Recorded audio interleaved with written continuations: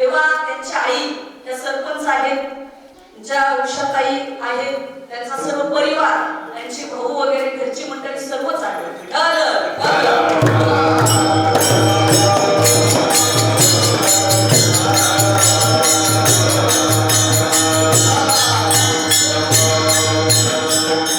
आज या कीर्तनासाठी आवर्जून ज्यांची उपस्थिती आहे, जे टॉकीजला महाराष्ट्राच्या बाहेरही ज्यांचं नाव आहे, असे आमचे आदरणीय श्री हरिभक्त परायण तुकाराम महाराज मुंडे शास्त्री, ते सुद्धा या ठिकाणी हजर झालेले आहेत.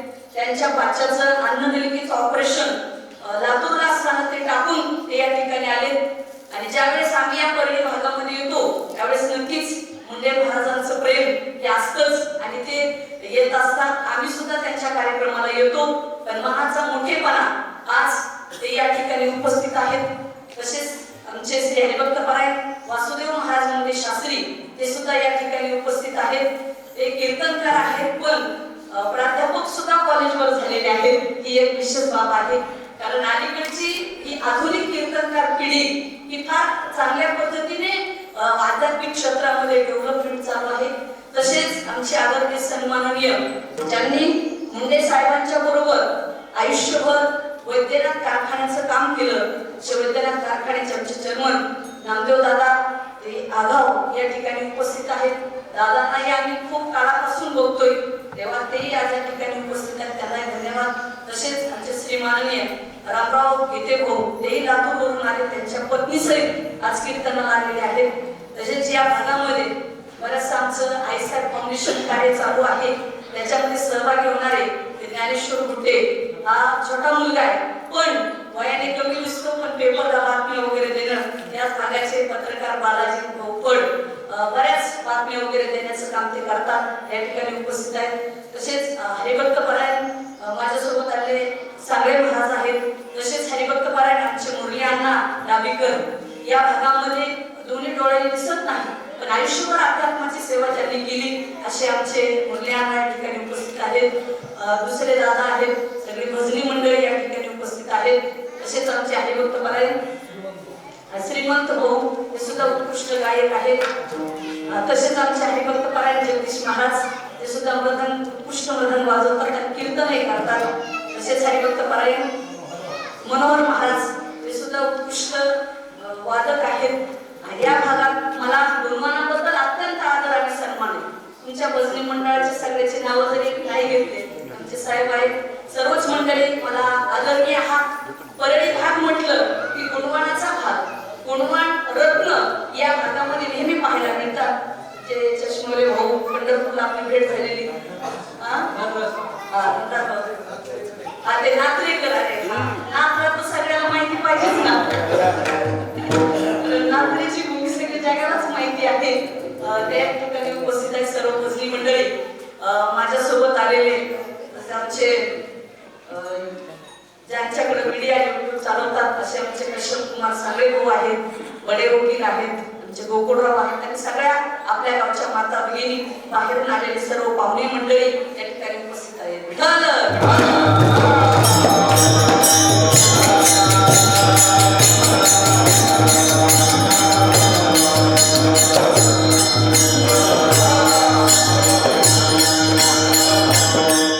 सध्या कोरोना महामारी आहे आणि या कोविडमुळे मला असं वाटतं 7-8 महिन्यातलं माझं तरी पहिलंच कीर्तन आहे. आणि परळी ही कुठल्याही गोष्टीला क्रांतीची सुरुवात ही परळीतूनच होत असते असं मला वाटतं. म्हणून कीर्तनाची सुरुवातही आमची सुद्धा या परळी भागातूनच आज झालेली आहे. आणि हा परिसर मुळातच ही भूमी फार चांगली आणि पावन आहे.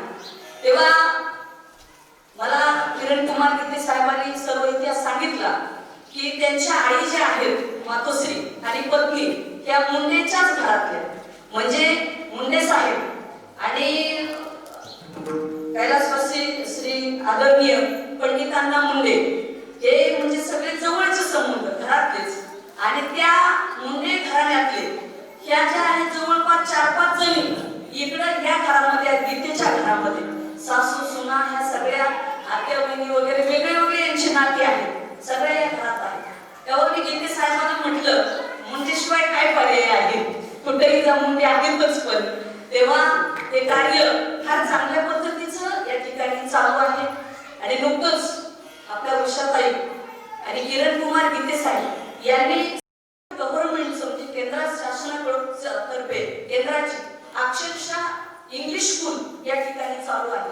ते सुद्धा फार मोठ्या प्रमाणामध्ये त्या माध्यमातून मुलांना चांगलं शिक्षण मिळतं ही एक शिक्षण संस्था त्यांनी उभा केली. त्याच्यासाठी खरंच एकदा जोरात टाळ्या वाजवा. आणि शिक्षण हे अत्यंत महत्त्वाचं आहे. श्री संत भगवान बाबाने त्या काळामध्ये हाच मूळ मंत्र दिला होता, यक्कर विका पण मुलं शिकवा. कारण जोपर्यंत तुमच्याकडं शिक्षण येत नाही तोपर्यंत तुमची आर्थिक उन्नती आणि तुमचा जो सर्वांगीण विकास आहे तो शिक्षणाशिवाय होऊ शकत नाही. तेव्हा त्या शिक्षणाच्या माध्यमातून सुद्धा यांनी ह्या गोष्टी उभा केलेल्या आहेत.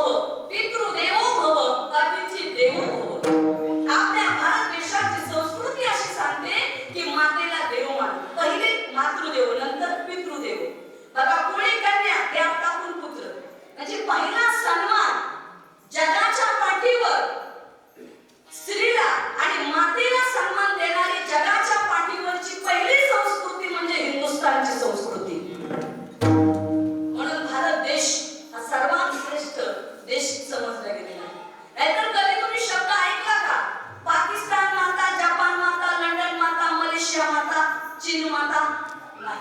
जगाच्या पाठीवर एकच देश आहे ज्या देशाचं नाव आहे हिंदुस्तान. फक्त याच देशाला म्हटलं भारत माता की जय. ही माता श्रेष्ठ आहे. जननी जन्मभूमिश्च स्वर्गादपि गरीयसी. जननी म्हणजे आई आणि जन्म म्हणजे आपण ज्या ठिकाणी राहतो आपलं गाव ही स्वर्गापेक्षाही श्रेष्ठ आहे. म्हणून हे बेलोबा हे गाव त्या आई प्रत्येकाची आई ही श्रेष्ठ असते आणि जन्मभूमी ही श्रेष्ठ असते.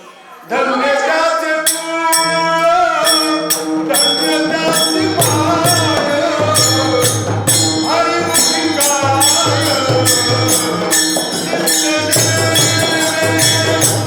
हरी मुखी गाय.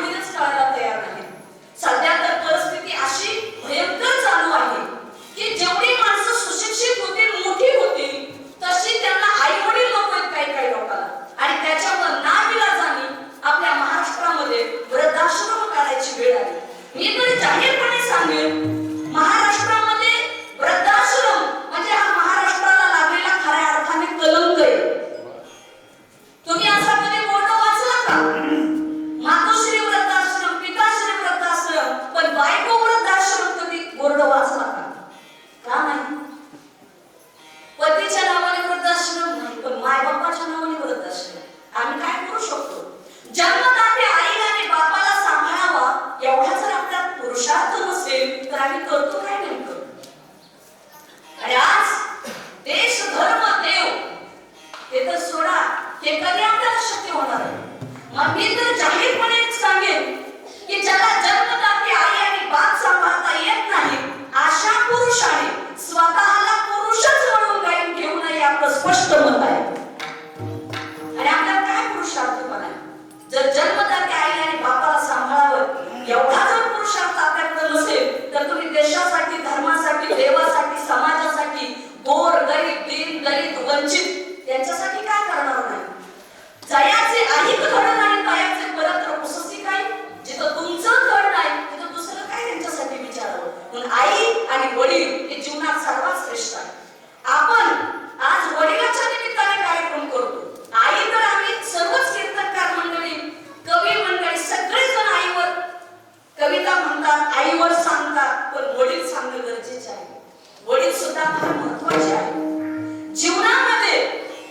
वडील तुम्हाला सांगेन की वारकरी संप्रदायामध्ये जशी एक परंपरा आहे, विद्यावंश आणि वंश. ज्याचा जन्म गुरुपासून होतो त्याला म्हणतात विद्यावंश. वारकरी संप्रदायाची परंपरा आदिनाथ गुरु सकळ सिद्धांचा मच्छिंद्र तयाचा मुख्य शिष्य की विद्यावंश, आणि वंश म्हणजे ज्याचा जन्म वडिलांपासून होतो त्याला म्हणतात वंश.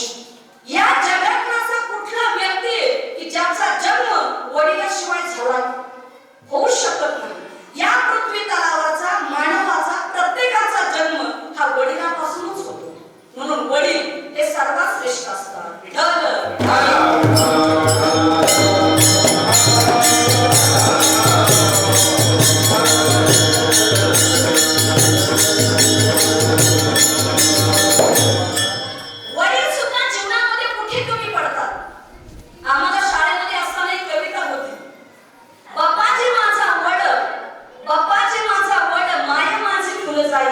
दोघांच्या सावलीची काय सांगू पडे जाईल.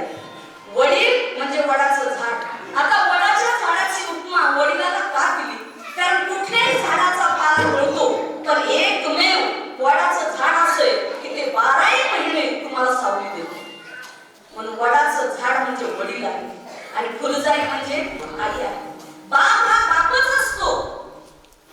तुम्ही बघा, ठेच लागली तर माणूस म्हणतो आई ग, पण मोठा हायवे परळीत जाणार आणि जर मोठा ट्रक आला तर माणूस म्हणतो अरे बाप रे. तिथे माणसाला बापाची आठवण येते.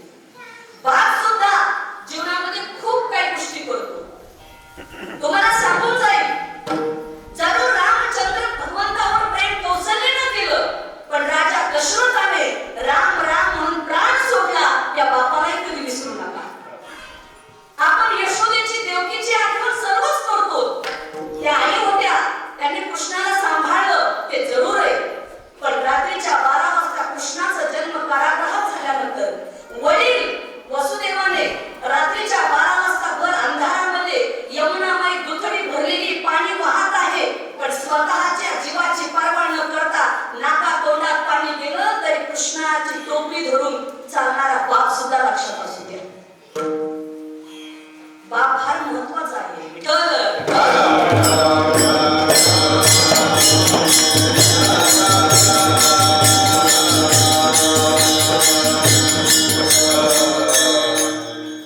प्रत्येक जण जिजामातेचं नाव घेतं छत्रपती शिवाजी महाराज घडवत असताना, पण तिकडं शहाजी राजांची ओढाताण सुद्धा लक्षात घेतली पाहिजे. म्हणून बाप हा साधा नसतो. 12वीचा निकाल लागला, आई पेढा घेते, मुलाच्या तोंडात भरवते, आई जवळची वाटते, पण परळीच्या पडियामध्ये जाऊन पेढ्याचा पुडा आणणारा बाप सुद्धा लक्षात असू द्या. तुम्ही ट्युशनला चाललात, कॉलेजला चाललात, आई तुम्हाला भाकरी पोळी बनवून देते, दूध वाटते, भाजी वाटते, आई जवळची वाटते, पण तुमच्या किराण्याची, पिठाची, ज्वारीची सोय करणारा बाप सुद्धा तुमच्या लक्षात असू द्या.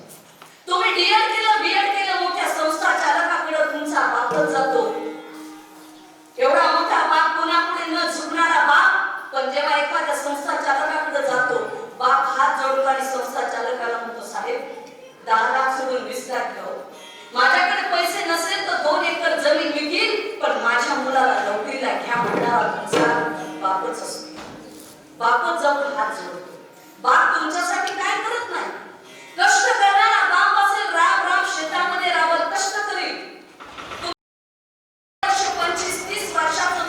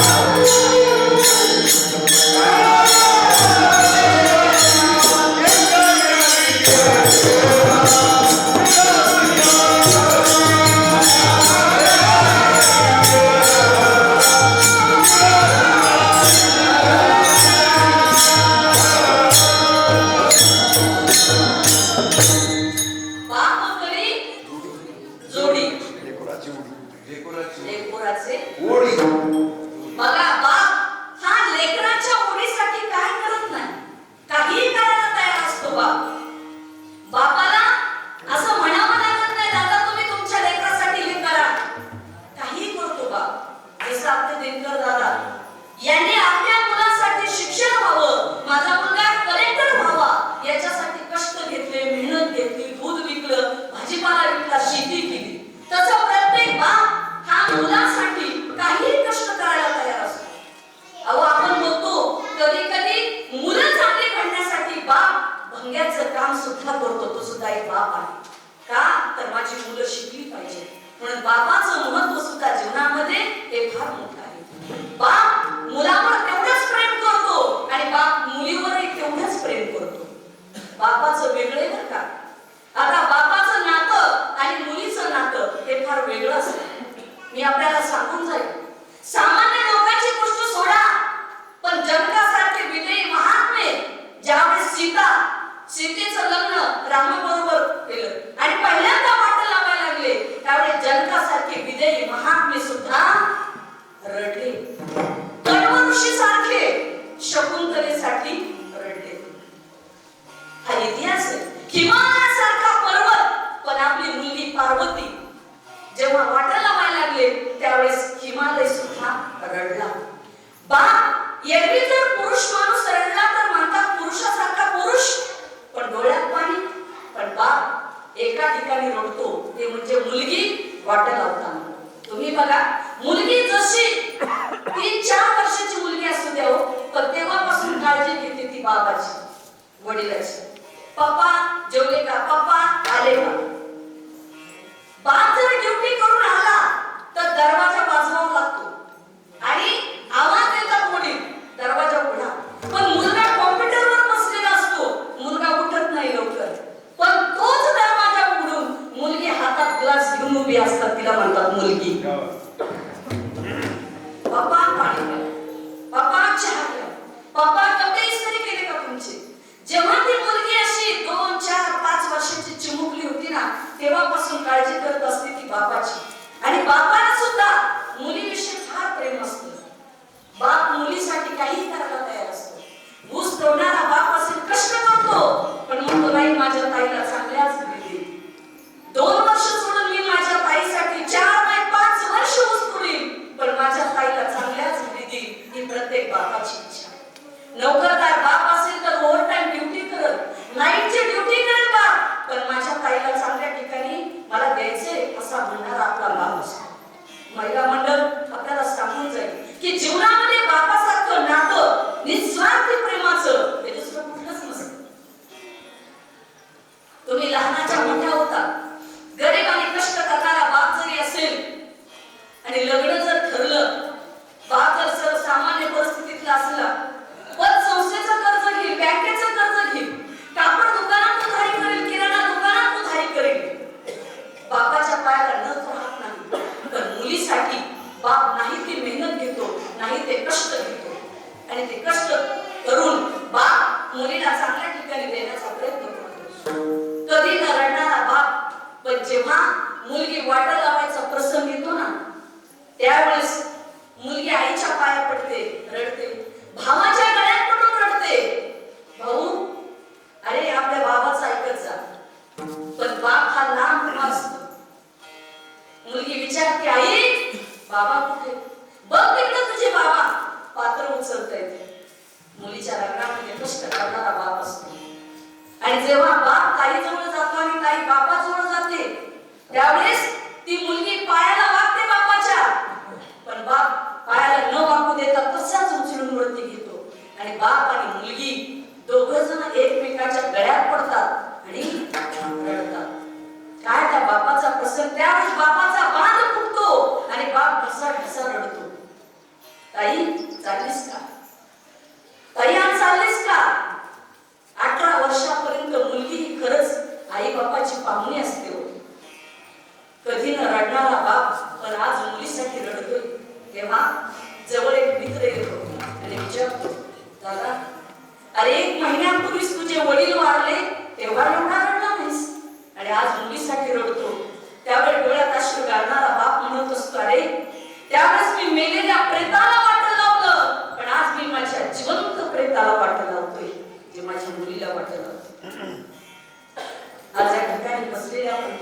जर बाप आहोत, लक्षात ठेवा की बापाचं मुलीवर किती प्रेम असतं. बाप ढसा मुलीसाठी रडतो. महिला मंडळ तुम्हाला सांगून जाईल, आयुष्यामध्ये जोपर्यंत बाप आहे ना आणि आई, तोपर्यंतच खऱ्या अर्थाने माहेर. ज्या दिवशी तुमचा बाप आणि आई जाती ना या जगातून, त्या दिवशी लेकीचा माहेरचा उमरा सुद्धा कमी होतो. पुढे तुम्हाला तो सन्मान, ती इज्जत, ते प्रेम नाही आपल्याला मिळू शकत. बाप असतो. आमच्या उशात एका देवगुरुजी इथून आहे, पुण्याला गेले चेकअपसाठी. पण गुरुजी तिथून मला अजून 3 वेळेस फोन केला, आई साहेब जा बरं का, माझ्या लेकीच्या इथला कार्यक्रम आहे. बापाचं प्रेम हे वेगळं असतं. बापाच्या प्रेमाला, बापाच्या हृदयाला थोडंच नाही जगामध्ये. आठवला बाप माया, आठवला बाप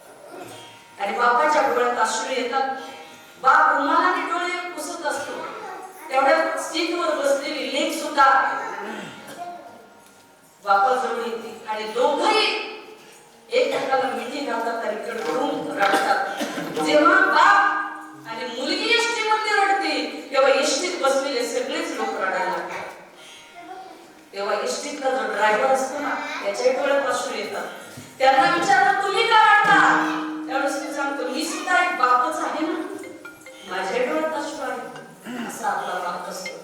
बापाची किंमत ही फार मोठी आहे. बापाला कधी विसरू नका.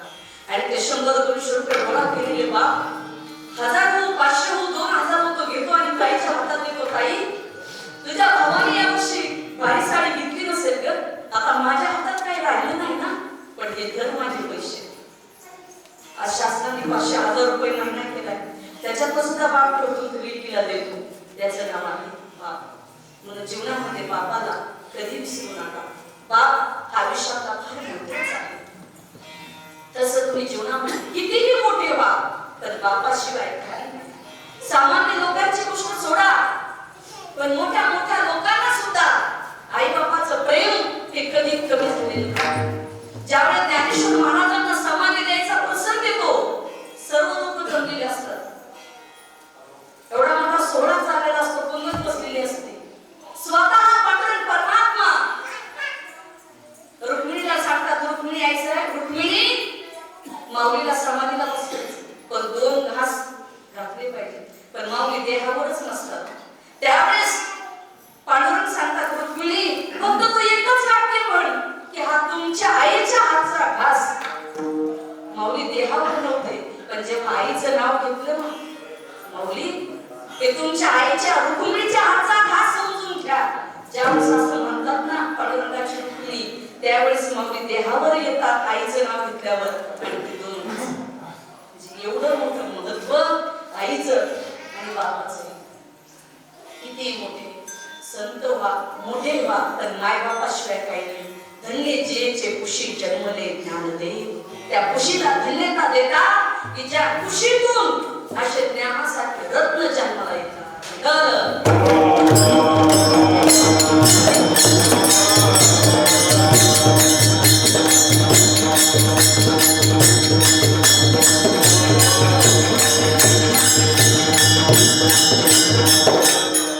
ज्ञानेश्वर महाराजांनी पूर्ण जगाला ज्ञान दिलं, पण त्या माऊलीच्या आई वडिलांना देहांत प्रायश्चित्त घ्यावं लागलं. त्या काळातले ते कर्मठ लोक, संप्रदाय असा कसा उभा राहिला नाही हो. ज्ञानोबाच्या आई वडिलांना बलिदान द्यावं लागलं, तेव्हा संप्रदाय उभा राहिला. आणि प्रत्येक गोष्ट उभा राहत असताना एक पिढीचं बलिदान देण्यात येतं, तेव्हा दुसरी पिढी व्यवस्थित उभा राहते. हे नियम आहे, असं तसं नाही. तसं माणसं मोठी होत असताना अनेकाचं बलिदान त्याच्यामध्ये असतं, अनेकाचं योगदान असतं, तेव्हा माणसं मोठी होतात. म्हणून बापाचं महत्व हे आपल्याला समजतं. जोपर्यंत बाप जिवंत आहे ना, तोपर्यंत त्या बापाची काळजी घ्या. जिता नाही अन्न मेल्यावर पिंडदान. काही माणसं जिवंतपणे माय बापाला सांभाळत नाही आणि मेल्यावर पिंडदान पाडतात. कुणी सांगितलं कावळ्याच्या रूपात तुम्ही पिंड खाल्ला? ते म्हणतात कावळा कुठे पिंड खातो का? ठीक आहे, नियमाने लावणे चाललंय. आणि जोपर्यंत आई बाप माणसं चांगले आहेत ना, तोपर्यंत कुणी सफरचंद, चिकू, बदाम, काजू कुणी खायला आणणार नाही बरं का. जेव्हा पेशंट बेडवर पडतं, त्याला पाणी सुद्धा जात नाही, त्यावेळेस मग बदाम, काजू, सफरचंदचे ठिकाणी काय सांगू, सगळी चुकीची प्रथा. अरे त्याला सवय नीट जमे ना, पाणी पडताय आणि तुम्ही त्याला सांगितलं खातो कोण? मग जवळचे नातेवाईकच पेशंटची सेवा करणारे हे असले. जोपर्यंत खाता येत आमच्या महासांगी आईसाहेब संस्थांच्या जवळच एक कुटुंब आहे तिथं गावात.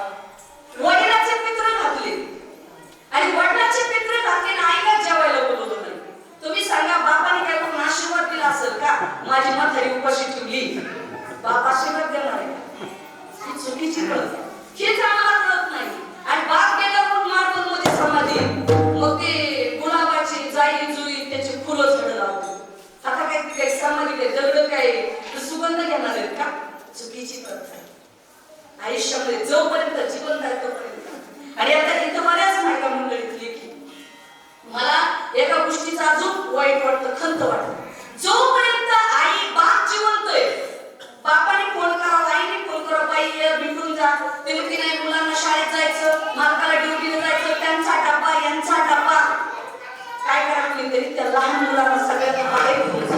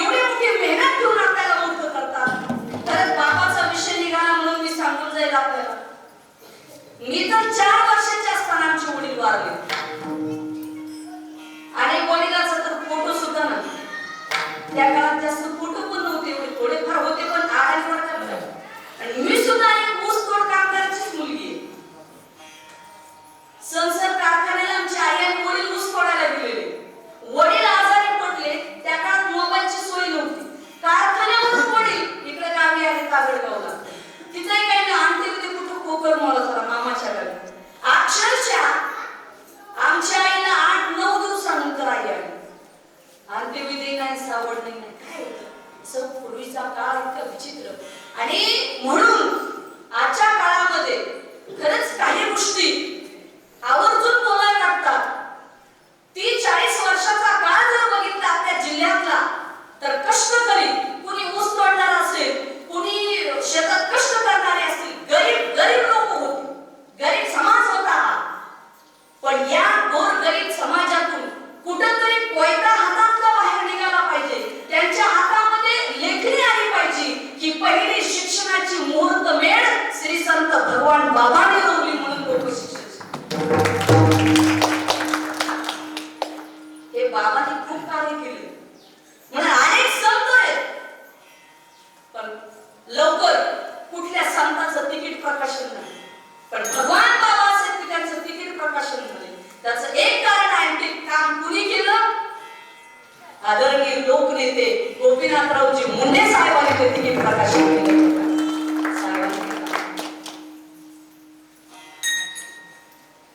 एवढी मोठी हे भगवान बाबांचं सुद्धा चरित्र आहे.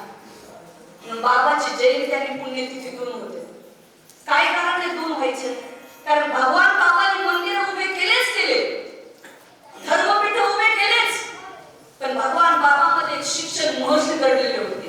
त्यांनी शिक्षणाची गंगा बाबांनी अगोदर ओढून आणली, लोकांना सुशिक्षित बनवलं. वाडी वस्ती तांड्यावर गावी गेले बाबा घोड्याच्या कांड्याने, आणि त्यावेळी शिक्षणाचं महत्व भगवान बाबांनी केलं.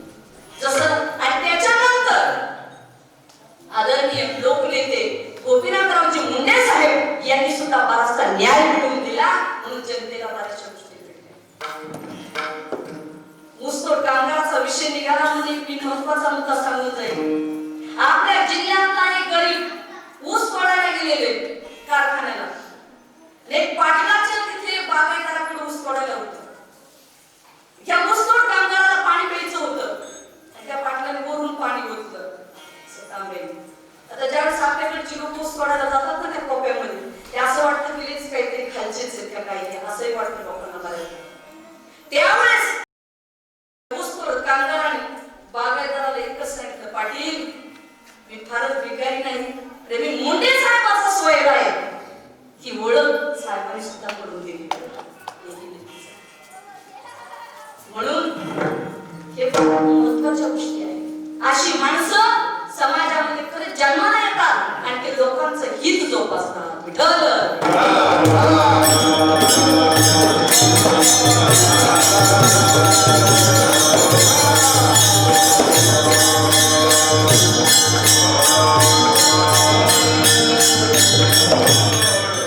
आयुष्यामध्ये आपण बापाचं महत्व सांगत होतो. बापही तेवढ्याच गरजेचा, बाप तेवढ्या योग्यतेचा असतो, म्हणूनच पुढे मुलं चांगली घडतात.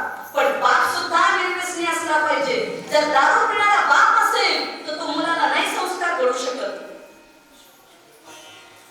बापच पहिला संस्कारित पाहिजे तर मुलं चांगली निवडतील. लिंबाच्या झाडाला आंबे येतील का? लिंबाच येणार ना. आंबे कशी खाण कशी लागती तर मग बाकीच आहे. म्हणून बाप आणि आई हे फार महत्वाचे आहे. आई सुद्धा जीवनामध्ये जर पवित्र असेल, आई जर महान पवित्रता असेल तर तिच्या पोटी सुद्धा चांगले रत्न जन्माला येतात. आणि खरंच या मातोश्रीची पुण्याई आहे, त्यांची कुशी पवित्र होती म्हणून कलेक्टर सारखा पुत्र याच मातीमध्ये जन्माला आलेला आहे. धन्य त्याची माता, धन्य त्याचा पिता,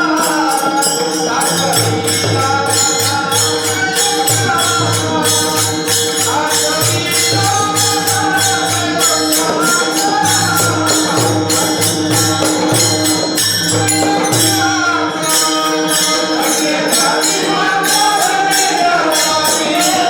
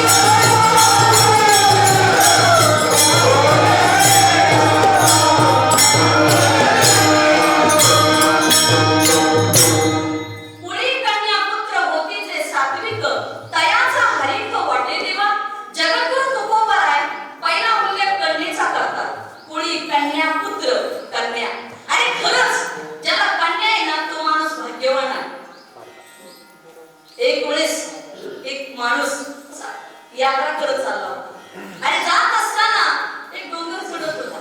देवाचं दर्शन वगैरे घ्यायचं आणि पाठीवर लेकरू बांधलेलं होतं. पण दुसरा एक शेजारी जोडीदार चालला होता. माणसं म्हणतात ना ओझं वाटून घ्यावं. तेव्हा या पित्याला सहज तो जवळ चालणारा माणूस म्हणला, अहो तुमच्या जवळ जे लेकरू ना ते माझ्या जवळ द्या. पण त्यावेळेस ते वडील काय म्हणतात, मेरे पास बेटा होता तो मैं जरूर देता हूँ, लेकिन मेरे पास बेटा नहीं, मेरे पास लड़की है. और जिस पिता को लड़की का बोझ लगता है वो पिता बनने के लायक नहीं. ज्या बापाला मुलीचं बोझ होतं ना तो बाप बनण्याच्याच लायक नाही. म्हणजे लेकीचं एवढं मोठं महत्व आहे. मुलगा तर 31च कुळाचा उद्धार करतो, मुलगी 42 कुळाचा करते. कोणी तर मुलगा झाला की पेढे वाटा आणि म्हातारपणी जोडे खा. आता मुलीच बापाला सांभाळायला लागलं. 8-10 दिवसापूर्वीची गोष्ट, एक मोठे साहेब आहेत पुण्याचे, मुलं दोन्ही अमेरिकेला आहेत. मुलं नाहीत बघत. एक मुलगा पुण्याला, भरपूर श्रीमंत आहेत, पैसे ठेवायला जागा नाही एवढं. तर त्या साहेबांनी सांगितलं, ताई आई साहेब विचार द्या ना, मुलीकडे बरं का. मोठा साहेब त्यावेळेस मी त्या साहेबाला म्हणलं, साहेब पण प्रॉपर्टी ना प्रॉपर्टी मुलीच्या नावावर करा. मी जाहीरपणे सांगते बरं का. ते दादा म्हणले, ताई तुम्ही बोलता ते खरंच आहे. म्हणलं हो, जर मुलगा तुम्हाला सांभाळत नसेल तर कशाला त्या मुलाला प्रॉपर्टी देता हो. मुलीच्या नावावर करा ना, जे तुमची सेवा करते त्यालाच द्या. काय म्हणणं तुमचं, काय म्हणता माझ्याकडे, बरोबर आहे का. मग ज्या मुलाला आपण शिकून एवढं मोठं करतो, तो मुलगा जर आपल्याकडे दुर्लक्ष करत असेल, मुलगी सांभाळत असेल, तर त्यांना मुलीला ती प्रॉपर्टी काय बिघडतं. काय नाही सर, आज आम्ही तुम्हाला सांगतो आम्हाला अनुभव कसे मुंडे शास्त्रीय महाराज आहे, वासुदेव महाराज, आम्ही महाराष्ट्रावर फिरतो. गरीबापासून मंत्र्याच्या बंगल्यापर्यंत आम्ही जातो. आणि महाराज म्हणले की डायरेक्ट आम्हाला काही हे नसतं, डायरेक्ट एंट्री कुठेही जा. तिथं थांबावं लागत नाही, मीटिंग करावं लागत नाही, काही नाही काही नाही. आणि आम्हाला महाराज म्हणल्यामुळे आम्हाला लोक मनातलं सांगतात, महाराज हे तुम्हाला म्हणून सांगतो. त्यांना काय माहिती आम्ही कीर्तनात सांगतो. लोकांना वाटतं आणि कधी कधी असले आमचे अनुभव आम्ही लोकांना सांगतो. हे जे कुठं सांगत नाही ते आमच्या लोक सांगते. मग आम्ही कोणाला सांगतो की श्रीमंताच्या वेदना काय ते काय सांगावं तुम्हाला. वरून कुस्ती ना आपण कुस्ती बरोबर कुस्ती हे मोठ्या लोकांचं तुकडं कसं आहे. मोठ्या मोठ्या ठिकाणी आम्ही गेलो, मोठे मोठे बोलले, विचारलं साहेब आई आहे का, तर नाही सासू. म्हणजे तिचं बुडालं बरी मुळावर ही म्हातारी इथं. स्वतःची आई घराच्या बाहेर आणि सासू घरात. काय फॅशनच आली नवीन. सखी बहीण आली तर लवकर साडी आणायचं नाही, पण मी आली की निघालास. सख्या भावाला विचारणार नाही, पण मी आला की निघालास काळी पिशवी घेऊन. कळे असं ना काळी पिशवी. पीएचडी झालेली माणसं खाल्या पिशवी ते असतंय. ठीक आहे, माझं म्हणणं आहे सासूला सांभाळू नका असं नाही बरं का. सासूला जरूर सांभाळा, पण आई सांभाळून सासू सांभाळा, डबल पुरस्कार देऊ. पण आपली आई घराच्या बाहेर आणि बायकोची आई घरी, हे पटत नाही. हे कामाचं नाही. ते काय कामाचं काय सांगू तुम्हाला सांगतेच.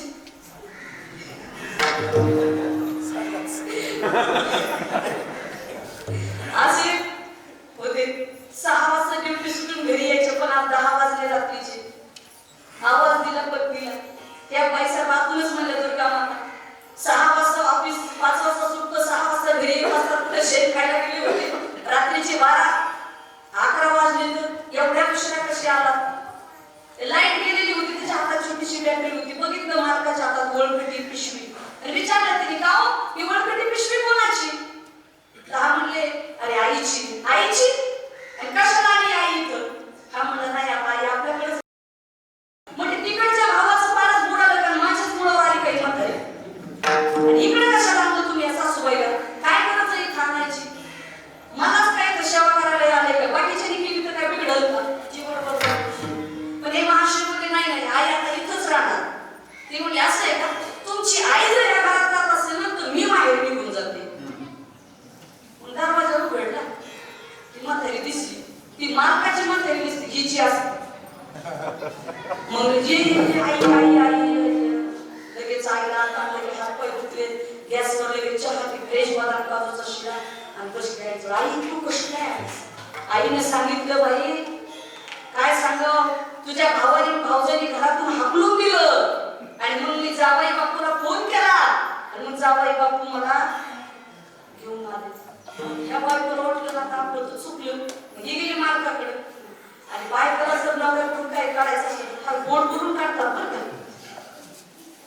गेले तिकडे आणि जाऊन मालकाला म्हणले, मला 25 वर्ष मला लागणार, इतकं सुंदर सरप्राईज कधीच दिलं नाही तुम्ही. फारच छान गिफ्ट दिलं. हो खरंच ना, तुम्ही माझ्या आईला आणलं हे कानाखाली ठेवून देवायच्या मालकाच्या.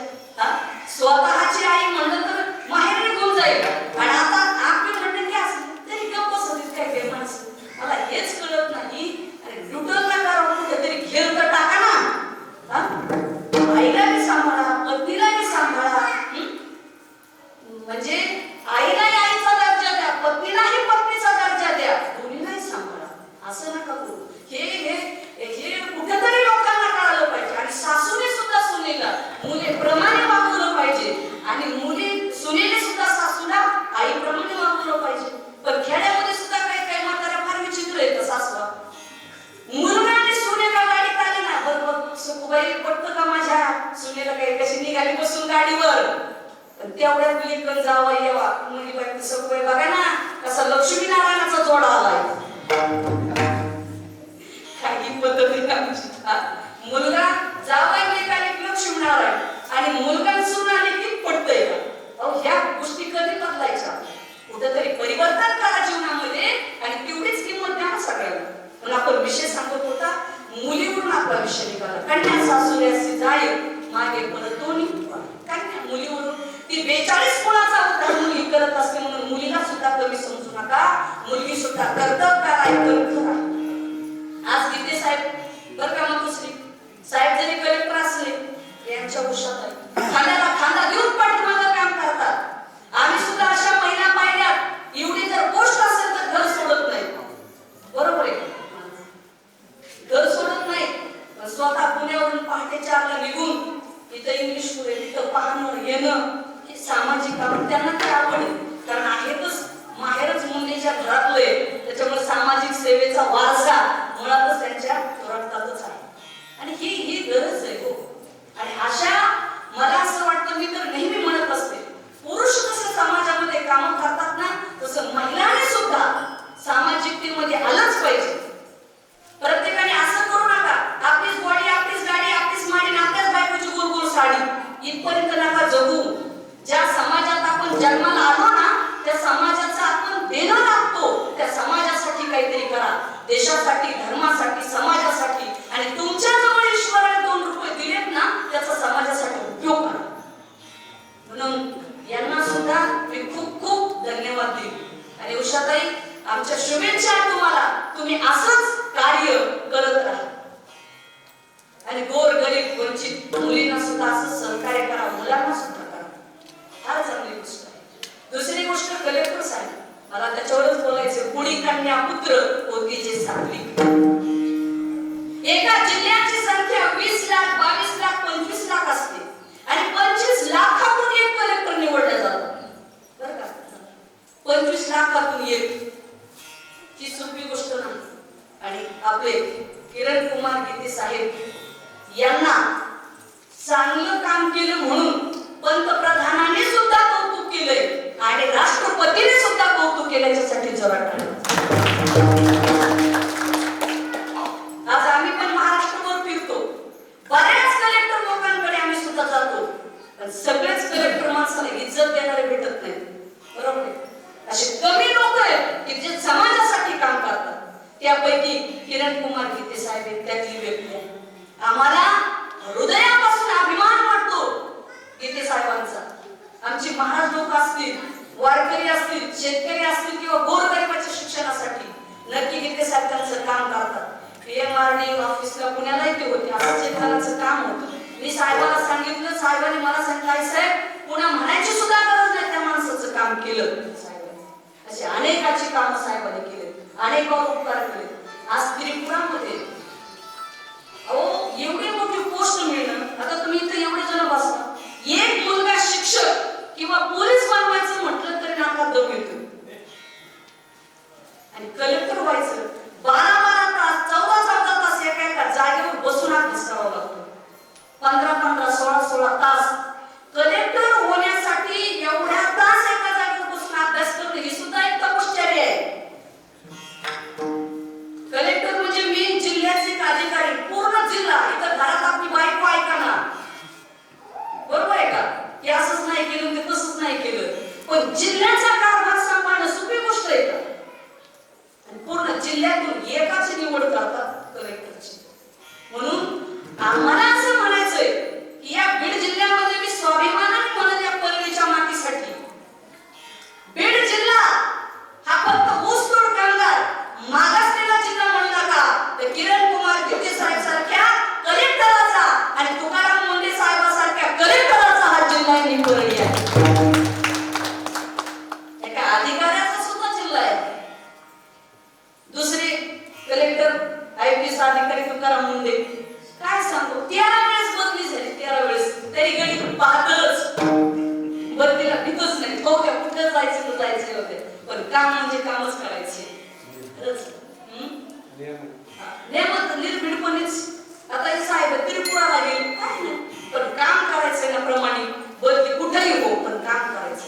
आणि ही काम करण्याची धमक, धाडस आणि कुणाला न घाबरता काम करणं हे बीड जिल्ह्याच्या मातीतच आहे बरं का. हे दुसरीकडे नाही पाहिलं तुम्हाला. माणसं घाबरत नाही काम करताना. सागर से जो टकराता है, सागर से जो टकराता है उसे तूफान कहते हैं, और तूफानों से जो टकराता है उसे किरण कुमार गीते साहेब कहते हैं. चांगलं काम करण्यासाठी लढाऊ माणसं लागतात आणि खरं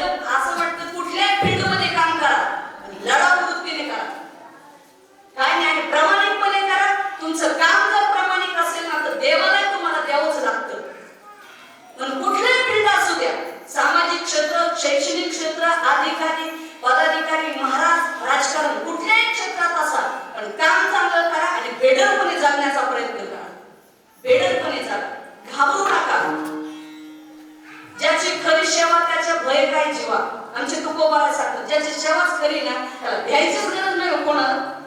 काय घाबरायचं, आपलं काम प्रमाणित होईना, आपलं काम बोलतो. उषाताई आम्ही बसल्यावर आमचा विषय झाला. म्हणजे कुठले मुख्यमंत्री असतील, मोठे मोठे साहेब लोक असतील, पण सगळेजण साहेबाला बोलतात. का तर त्यांचं काम आहे. आणि माणूस मोठा नसतो, माणसाचं कर्तृत्व मोठं असतं म्हणून माणूस मोठा होतो. म्हणून माणूस माणसामुळे मोठा नसतो, तो त्याच्या कामामुळे मोठा असतो. म्हणून काम करा. आणि काम जर त्या पद्धतीचं असेल, आपलं कर्तृत्व जर त्या पद्धतीचं असेल, तर नक्कीच आपलं नाव मोठं झाल्याशिवाय नाही. आणि एक अजून महत्वाचं वाक्य लक्षात ठेवा, आयुष्यामध्ये मान हा मागून मिळत नसतो, मानाच्या लायक मिळावं लागतं, तेव्हा मान आपोआप मिळतो. मानाच्या लायक बनावं लागतं. आणि तुम्ही जर योग्यता मिळवली ना, लोक नक्कीच मानतात. तसं गीते साहेबांनी अभ्यास केला, एका शेतकरी कुटुंबामध्ये जन्माला आलेले, पण त्या अभ्यासातून, मेहनतीतून, चिकाटीतून, गरिबीतून, सर्वसामान्य परिस्थितीतून आज त्या पदापर्यंत ते पोहोचले. सर्वात कठीण परीक्षा तीच कलेक्टराची. आणि मग कलेक्टर झाले. हे विशेष. म्हणून पुढे कन्या पुत्र होतीचे सात्विक, तयाचा हरित वाटे देवा. आणि अशा मुलामध्ये जर सात्विक मुलं किंवा मुलगी जन्माला आली तर याचा आनंद देवाला वाटतो. खरंच पुत्र देगा ऐसा गुंडा, ज्याचा दियोगी जन्मा. गुंडा भक्तीतला गुंड नाही बरं का. नाहीतर आता काय झाले, काही गुंड प्रवृत्तीची मुलं जन्माला येतात आपल्या पोटी. काय करतात त्या गुंडाळाचं? पण आता गुंडगिरी मी चलत नाही, ती की अस्तित्वात आली. बुद्धिजीवी वर्ग हा श्रेष्ठ चलत चाललाय. बुद्धीचे वैभव आणि नाही तुझे, एका केशवराजे सगळं शिते.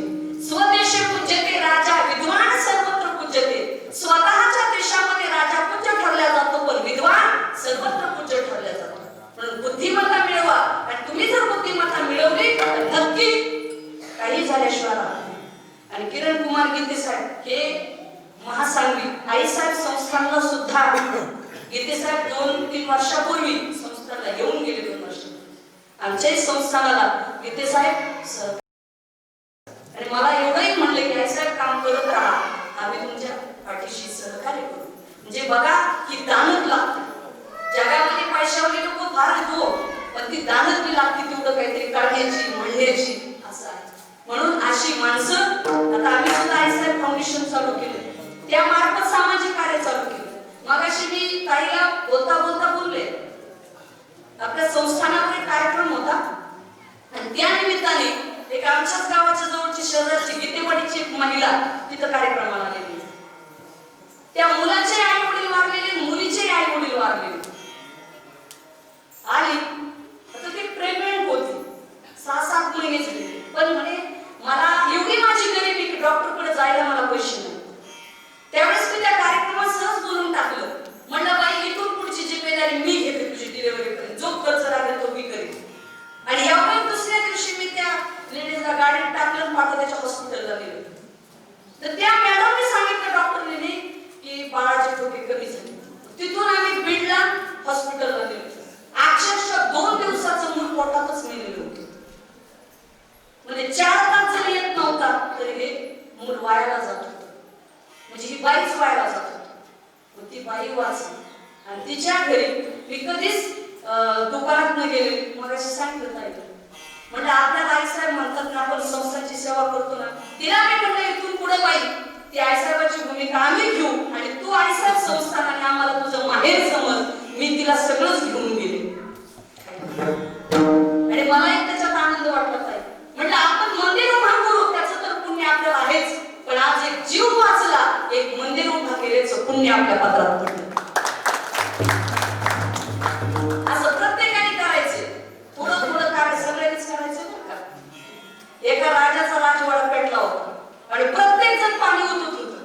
त्यामध्ये एक चिमणी जाऊन ती सुद्धा पाणी टाकायला लागली. तिला एक जणांनी विचारलं, चिमणी ताई तुझ्या तोंडात तुझी चोच किती छोटी, पाणी त्याच्यात किती छोटं, तू कधी हा राजवाडा विझवणार? तर त्या चिमणीने एवढं उत्तर सुंदर दिलं. ते म्हणजे ज्यावेळेस या राजवाड्याचा इतिहास लिहिला जाईल ना, त्यावेळेस माझं सुद्धा एखाद्या कोपऱ्याला नाव निघल म्हणून मी पाणी भरते. लक्षात ठेवा. असं काही म्हणायचं नाही बरं का. त्या मोठ्या लोकांकडूनच कामं घडतात, मग आपल्याकडे काय? तसं नाही.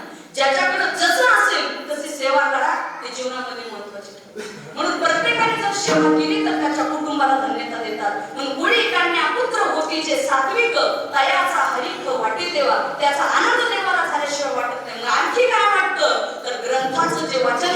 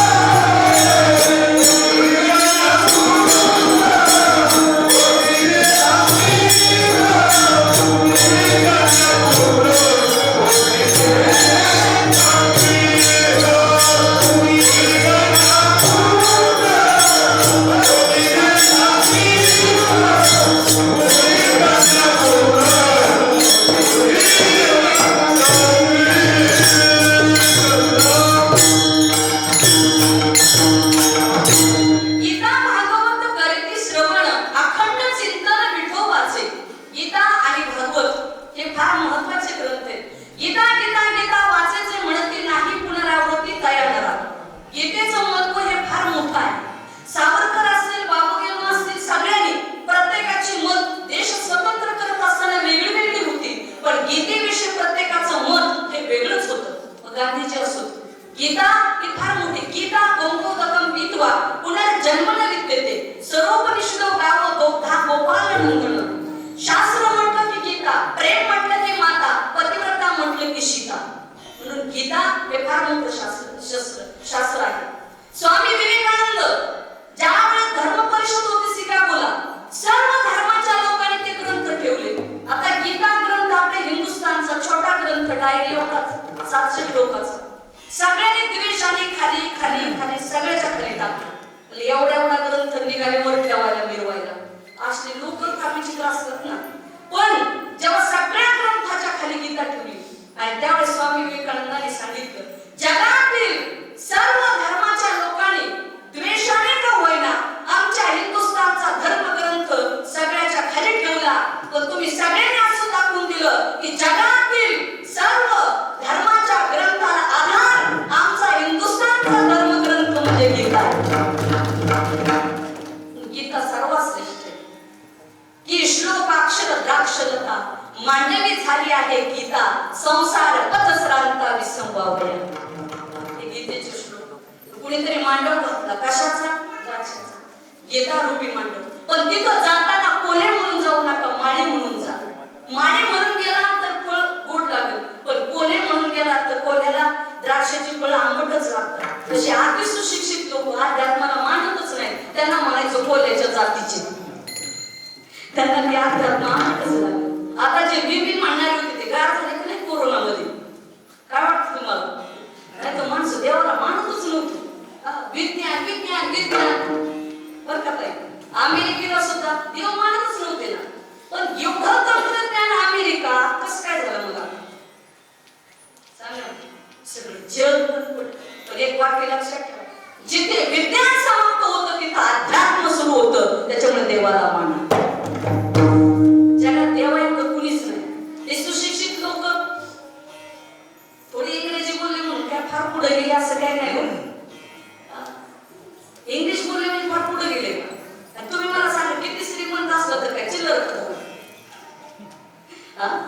तर गहू ज्वारीच आहे ना.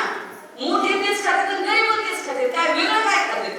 वेगळं काहीच खात नाही तुम्ही. पण देवाला मानायचं म्हणलं अहो वृक्षाची पाने हालायची सत्ता, झाडाचं पान हालायचं असेल तरी देवाची सत्ता आहे.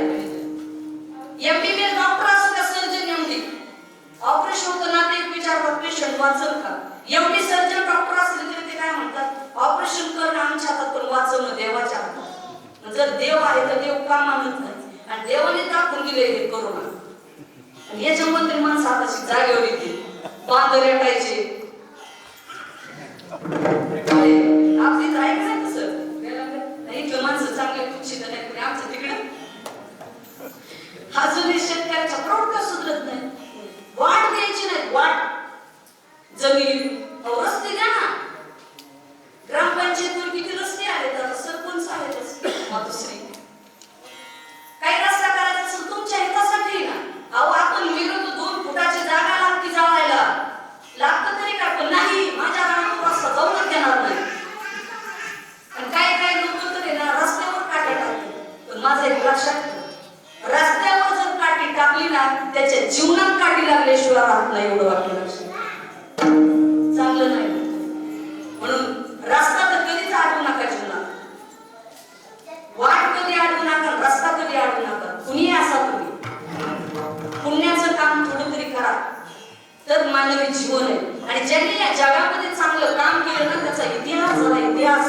आणि आयुष्यामध्ये आपल्याला जर चांगली कामं नाही करता आली ना तर जीवनामध्ये काय नाही. तुमच्या आमच्यासाठी किती जन्माला आले आणि किती गेले त्याचं काहीच महत्व नाही. म्हणून हे जीवनामध्ये कुठेतरी समजून घ्या आणि चांगलं करण्याचा प्रयत्न करा. म्हणून गीता आम्हाला हे शिकवते. गीता अलंकार नामक ज्ञानेश्वरी ब्रह्मानंद लहरी प्रकट केली. गीतेवर ज्ञानेश्वरी सारखा अलंकार आहे. म्हणून तर भगवान बाबाचा प्रत्येक फोटो ज्ञानेश्वरी घेऊन नये. ज्ञानेश्वरीवर प्रेम आहे बाबांचं. ज्ञानेश्वरी सारखा ग्रंथ नाही, वारकरी संप्रदायासारखा पंथ नाही आणि भगवान बाबा सारखे माऊली सारखे संत नाहीत. जीवनामध्ये हे लक्षात ठेवा. म्हणून गीता भागवत जीवन कसं जगावं हे गीता शिकवते. आणि जीवन जगल्यानंतर कसं मरावं हे आपल्याला भागवत शिकवतो. राजा परीक्षितीचा उद्धार फक्त 7 दिवसामध्ये झाला. म्हणून गीता भागवत करीत श्रवण अखंड चिंतन विठोबाचे. म्हणून एक वेळा सगळे जण एकदा वर हात करा आणि मोठ्याने एकदा पडून करूया.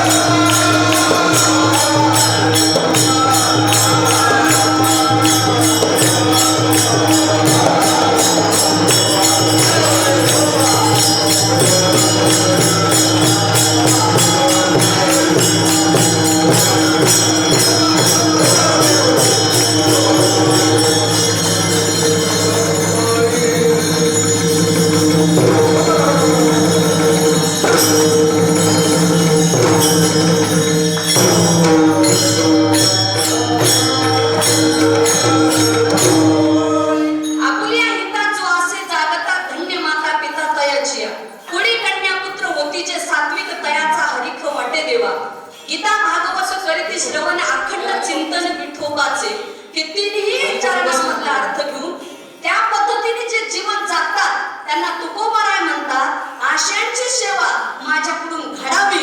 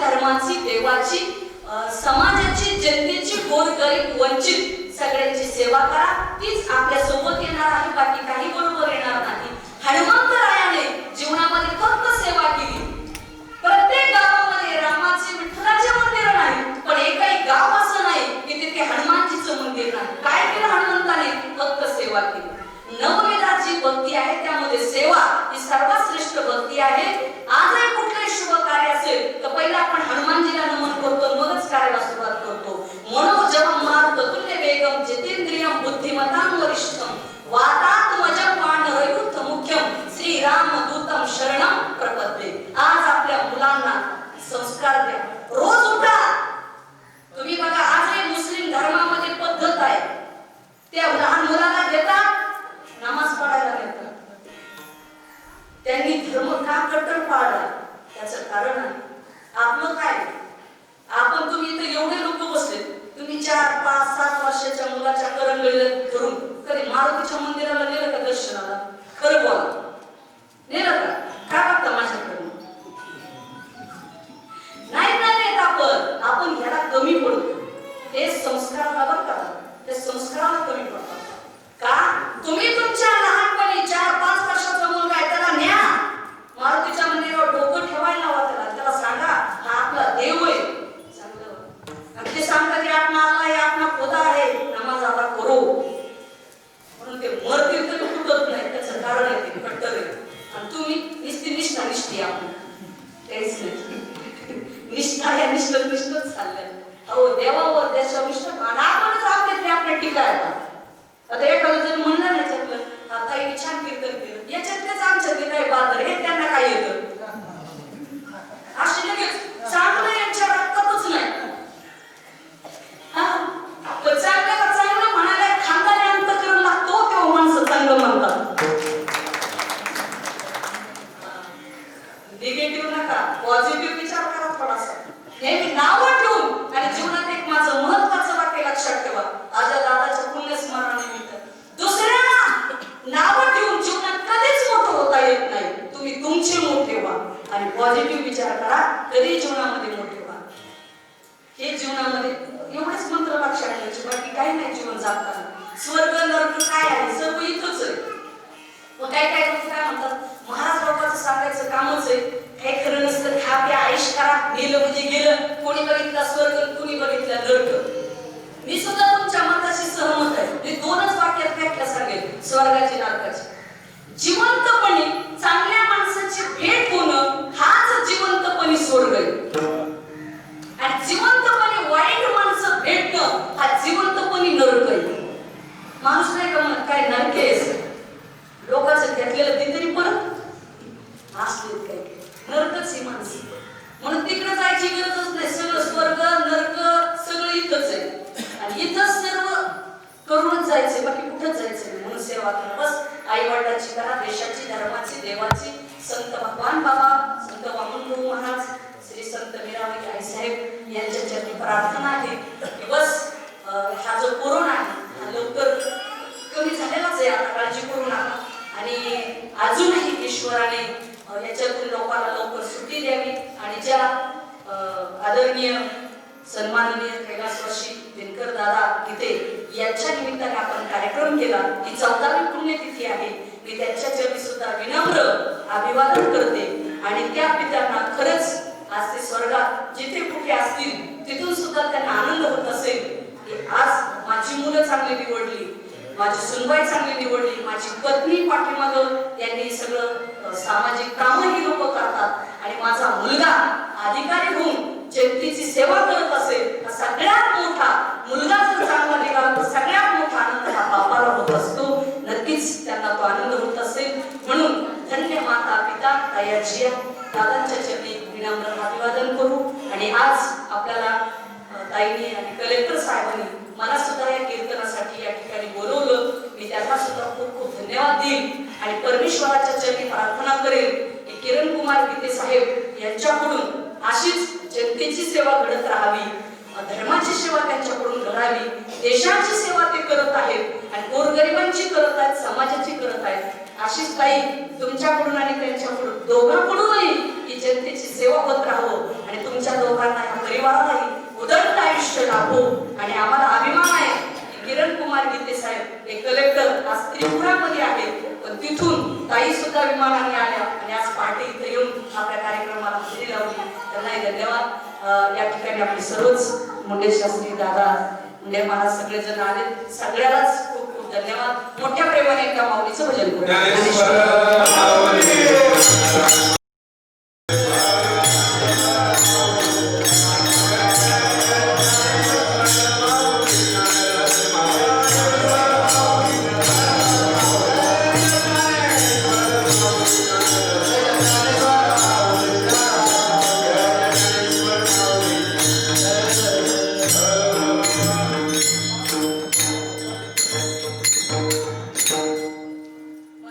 तुका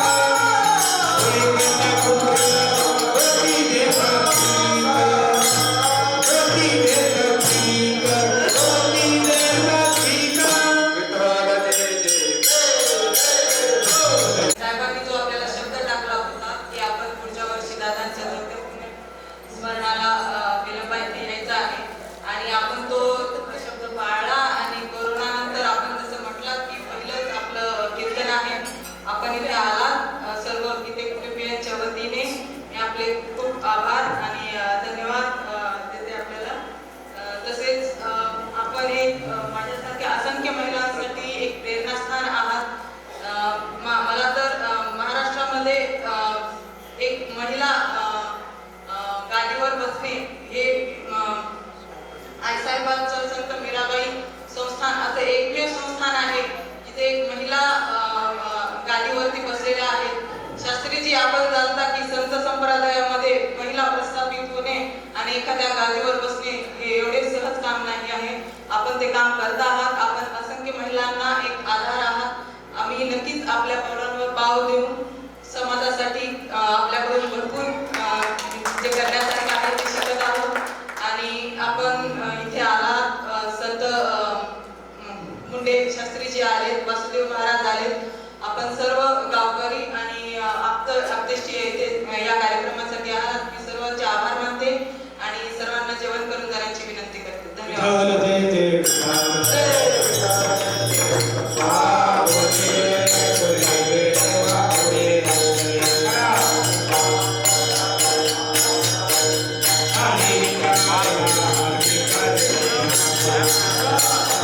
Thank you.